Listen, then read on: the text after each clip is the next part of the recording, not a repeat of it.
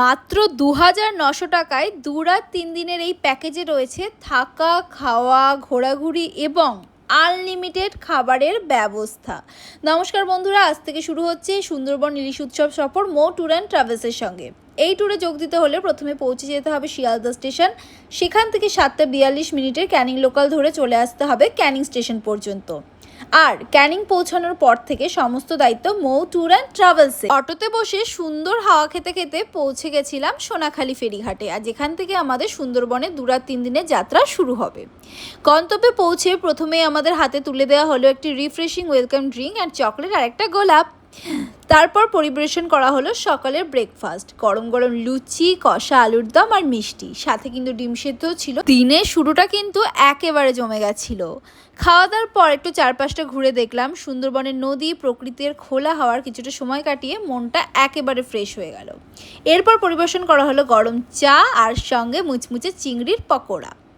তোমরাও যদি মৌ tour and ট্রাভেলসের সাথে সুন্দরবনে ট্রিপ এবং অ্যাডভেঞ্চার করতে চাও, অবশ্যই কিন্তু যোগাযোগ করে নিও।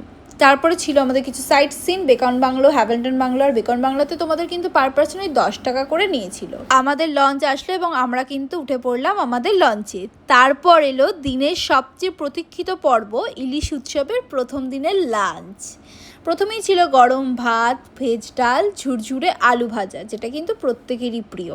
মাছের মাথা দিয়ে ছিল পুঁই শাক, তারপরে ছিল বেগুন ইলিশ। আর ইলিশ মাছের সাইজটা দেখতে পারবে, ভীষণই ভালো ছিল আর ভীষণ টেস্টি ছিল প্রত্যেকটা খাবার। আর প্রচণ্ড ফ্রেশ ছিল মাছটা, মাছের স্বাদ কিন্তু ছিল দুর্দান্ত। তারপরেই চলে এসেছিল ইলিশ ভাপা। ইলিশ মাছের 2 রকম আইটেম ছিল, বেগুন ইলিশ, ইলিশ ভাপা। আর একটার পর একটা কমপ্লিট করতে না করতে আর একটা চলে আসছিল। তারপরে ছিল আমের চাটনি আর কাজু কিশমিশও কিন্তু ভরে ভরে ছিল, সাথে কিন্তু ছিল পাঁপড়। এই দিয়ে কিন্তু দুপুরের লাঞ্চটা কমপ্লিট করলাম আর পৌঁছে গেলাম আমাদের দুদিনের ঠিকানায়। বিকেলের দিকে আমাদের রুমে পৌঁছতে না পৌঁছতেই হাজির হলো টিফিন। গরম চায়ের সঙ্গে পরিবেশন করা হলো সুস্বাদু এগ চাউমিন।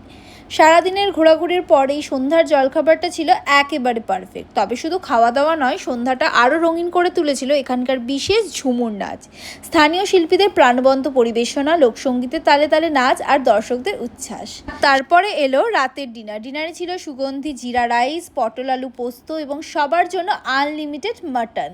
নরম রসালো মাটনের স্বাদ আর জিরা রাইসের সুবাস দিনের শেষটাকে একেবারে স্মরণীয় করে দিল। যত খুশি মাটন খাওয়ার সুযোগ পেয়ে অনেকেই কিন্তু বেশ খুশি ছিল। সব মিলিয়ে সুন্দরবন ইলিশের প্রথম দিনটা ছিল খাওয়া, ঘোরাঘুরি, সংস্কৃতির আনন্দে ভরপুর। আগামী পর্বে থাকছে সুন্দরবনের আরও নতুন অভিজ্ঞতা, আরও সুস্বাদু খাবার আর আরও অনেক অজানা গল্প। সত্যি কি সুন্দরবনে এসে আমি বাঘ দেখতে পেলাম? সেই গল্পটা না হয় নেক্সট ভিডিওতেই তোমাদের সাথে শেয়ার করব।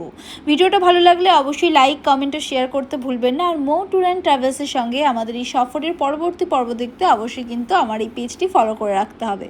তো দেখা হচ্ছে আগামী একটি নতুন ভিডিওতে। তো টাটা। কেমন লাগলো ভিডিওটা অবশ্যই কিন্তু কমেন্ট করে জানিও।